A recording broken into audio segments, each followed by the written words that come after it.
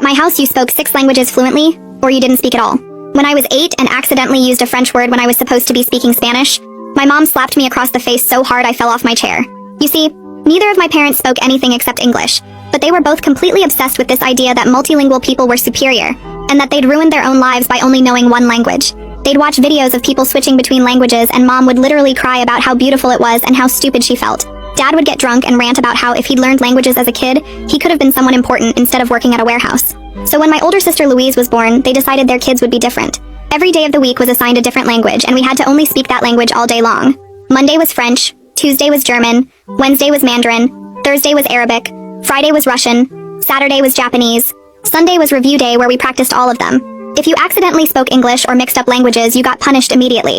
It was either no dinner, locked in your room for hours, or sometimes mom would make you write lines in the language you messed up. We had tutors coming to the house every single day after school. My parents couldn't understand anything the tutors were teaching us, but they'd sit there watching us like hawks to make sure we looked like we were learning.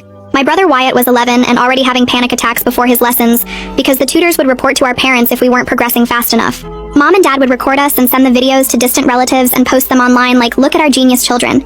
If anyone complimented our language skills, they would act like they'd personally accomplished something amazing, even though they couldn't understand a word we were saying.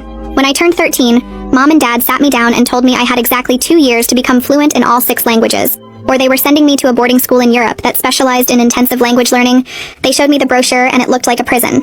Kids in uniform sitting in silent classrooms with no phone calls home and no visits for the first year. Dad said, "We've already contacted them and they're expecting you unless you prove you can do this." I was already studying like 4 hours a day after school, and I was exhausted all the time. My grades in regular school were tanking because I was too tired to focus on anything except languages. Wyatt was falling apart too, and he'd started having nightmares about the tutors. One day I just snapped. During my Mandarin lesson, I started making up complete gibberish that sounded vaguely like Mandarin, and told the tutor I'd been practicing with some advanced materials. The tutor looked confused and asked me to repeat myself. I just kept going with the fake language, stringing together sounds that meant nothing. When my parents asked how the lesson went, the tutor said I'd been speaking something he didn't recognize.